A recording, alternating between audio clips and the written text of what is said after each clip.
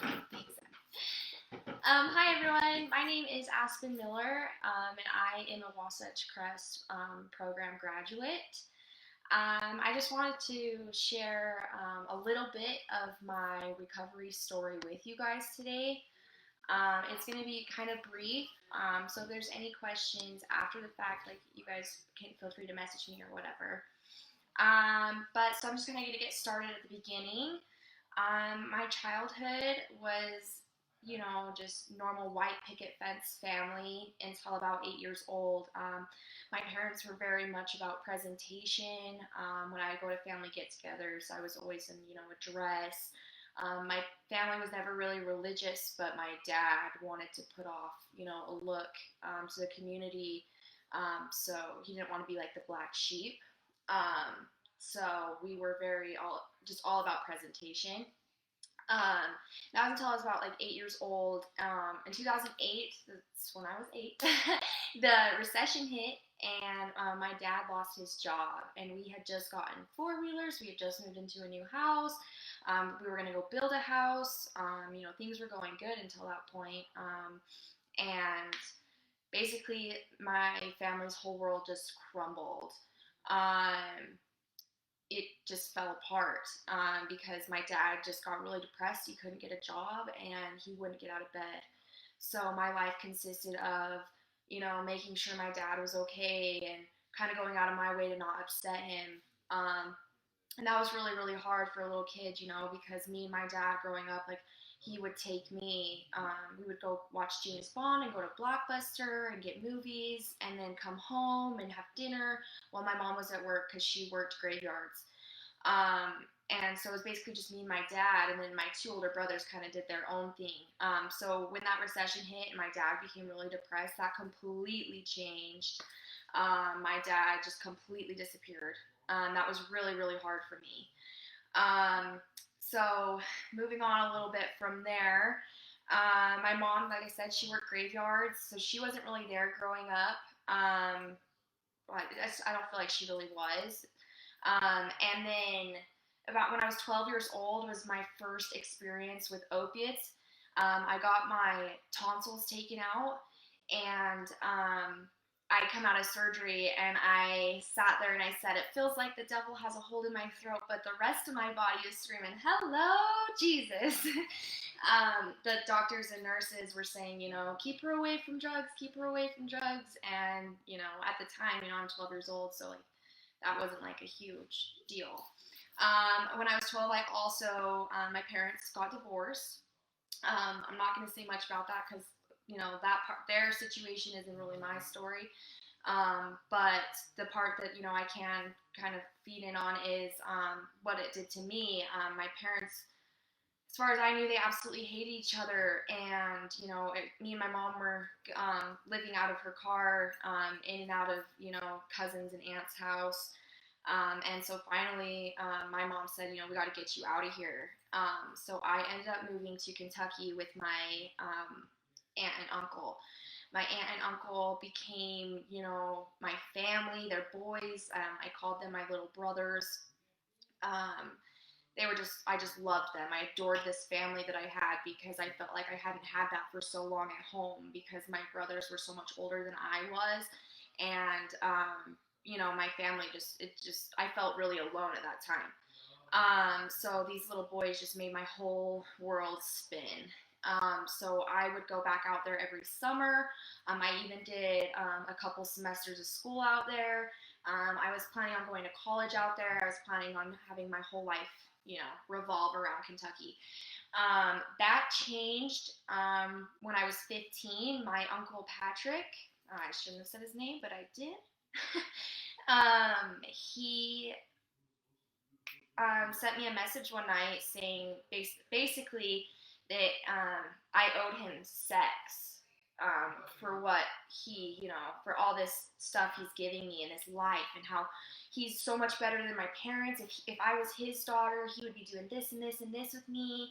And this was after he'd found out I was having sex. So he was like, oh. And it was traumatizing. I remember being home that night and they were out at the farm, my aunt and uncle, and I went and grabbed all four of those little boys, and I surrounded them. I surrounded myself with them because I knew he wouldn't come and do anything to me if they were there. And I just didn't know what to do because I knew he would be home the next day. Then I tried to leave Kentucky and come back to Utah, even though my life here really, I felt was not good. But I just couldn't be there anymore. I felt so uncomfortable and like an object. My uncle even kind of stalked me for a minute out there. Like he would follow me in the car, and it was just awful. When I told my aunt about it, she ended up going to sleep. She just got high and went to sleep and just nothing. When I was out there, I witnessed lots of fights of him on top of her, strangling her, and I would go and fight him off of her. It was just, that whole time was really confusing because I just wanted this family unit that I felt like I didn't have. And I wasn't getting it anywhere. And I just felt really abandoned because, like, now it's like, okay, this man that I thought was my fault, like basically a father figure, is like now sexualizing me. And so I tried to come home, and my aunt actually ended up bribing me with money to stay for a few more weeks and then just say I wanted to come home because my boyfriend was here.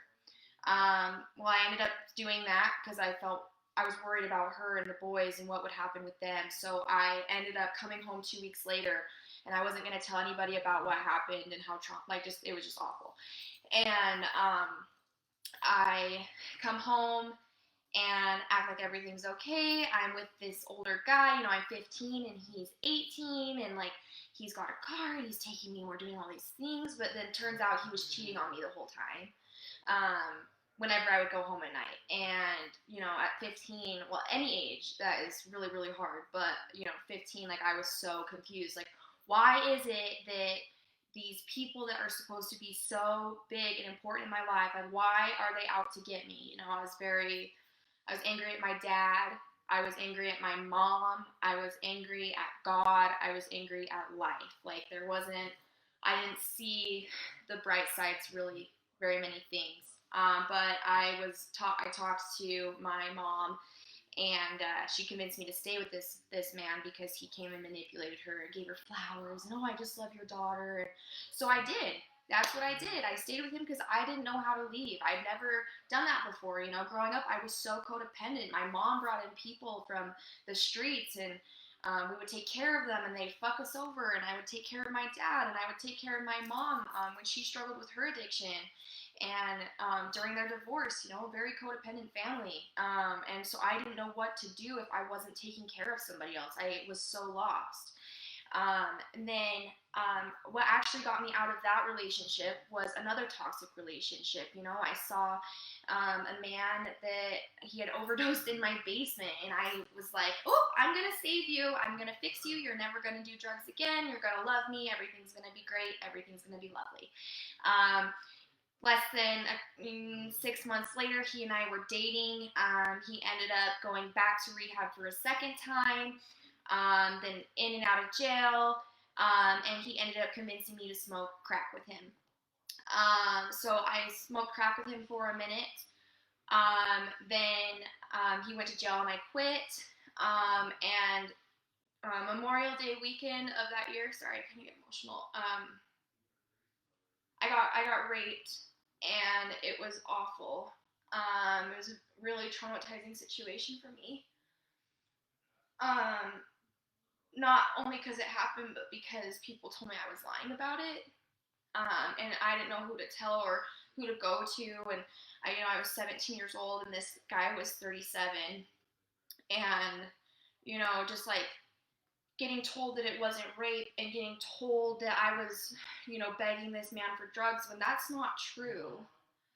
Like, that really, really hurt me, and I went to my family reunion, and that's when it, like, kind of all came out, because this was kind of a family-involved situation, but it was getting put out that I was on drugs and all these things, and yes, I had used before, but I was not actively using, and either way, like, I feel like, like, that happened, and so you can't cover that up, but so that turned into a big thing. My dad freaked out because all he heard was that I was on drugs, and so then it went straight to my now ex-boyfriend, and it was like, what can I do to get rid of you, blah, blah, blah. Well, we left that day, we took off, and that's when I started using meth. I had a 3-month bender, and I came home. When I came home in that September, when I finally moved home after being homeless in Salt Lake, I weighed like 75 pounds, and that was like soaking wet. And then he ended up being on the run, Utah County's Most Wanted. So me and him were doing lots of, running. And then we just went back to just heroin and crack. But then he went to jail for a few months. I got my life together. I started working for Cirque Lodge. I worked for Vivint. I had 2 jobs. I was doing really, really well.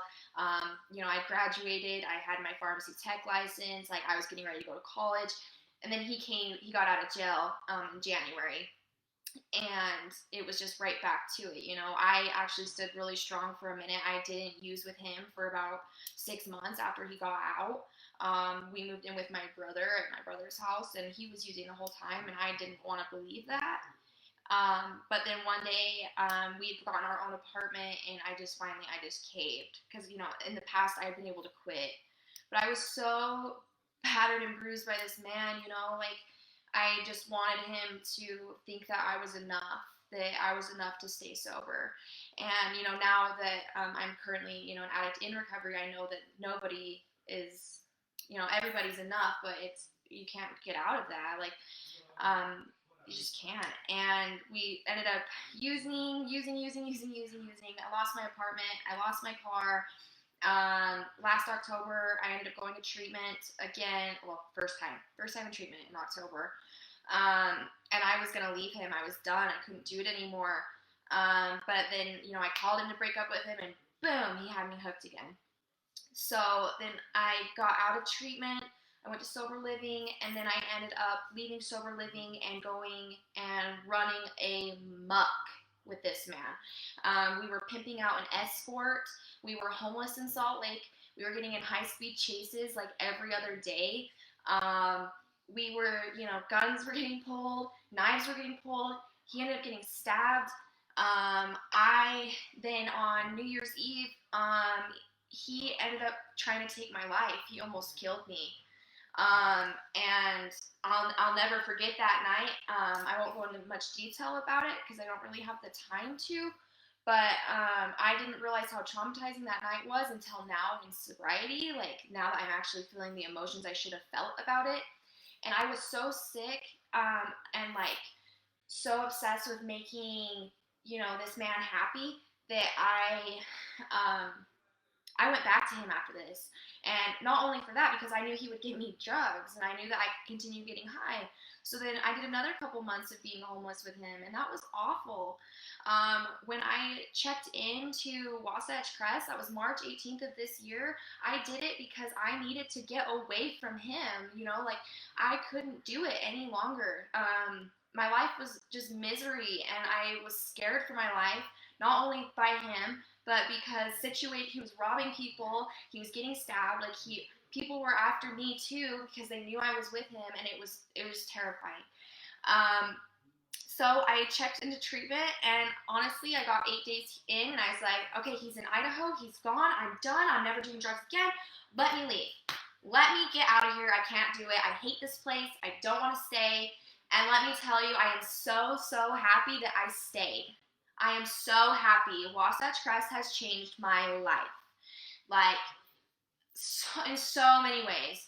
I was like, okay, I'll stay for my 30, and then I was like, okay, I'll extend to 45, and then I was like, okay, I'll go to the sober living house, and I don't know, Wasatch Crest, the people here really, really care about you, and they really care about your recovery, and they make you feel like you deserve everything that you do deserve, and just the magic that goes on here. This place is magic.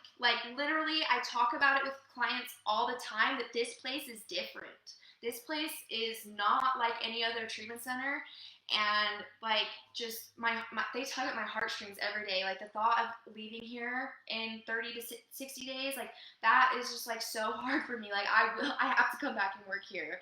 I want to work magic with these people because they have done so much for me. Wasatch, yeah, I could just go on and on about Wasatch. But we'll kind of go to the sober living. So I'm currently, I was the first resident in the Women's Uinta house. And it's just a transitional living, but it's different than other sober livings. So I've been to sober living before, right? But you kind of just get kicked out of treatment and you have to figure out what you're going to do for yourself. But that's not what you do here. Here they help you get your license. I got my license back last week. Like, I'm killing it, okay? And I got my warrants dropped, and I'm working on getting a job and going back to school, and they're helping me with all of it. If anybody is looking for like a transitional living, not only residential but transitional, like Wasatch Crest, highly recommend it. Early recovery for me has been a roller coaster, but it is for anybody. But this time, like, I have the hope that I can do it. I work magic each and every day that I'm sober. Just, I'm so happy these days, and I never even thought I could be this happy. Sobriety still scares me, because I haven't been sober for years. But I just can't wait to see what life has to come, throw at me, and where I'm going to go. I'm going to travel, go to school, have a family one day, and I wouldn't have been able to do any of this without Wasatch. So you guys, are all magic. You guys are awesome. Like, I'm not going to say, you can do this, but if everyone always says, if I can do it, you can too. And I firmly believe that. Like, I never thought I'd want to be sober. And honestly, I didn't for a minute while I was here. But today I can tell you that I never want to go back to that lifestyle. I never want to, be a gutter junkie like I was. But we just, yeah, magic, guys. And just now, I don't know, my life, yep, I just can't stop talking about how good it is. So I really, really hope that, this little bit of my story helped you guys out even the slightest bit. So thank you so much for listening today. If you want to learn about, Wasatch Crest treatment programs, the admissions process, you can just go to their website. It's wasatchcresttreatment.com. Thanks, guys, and have a great day.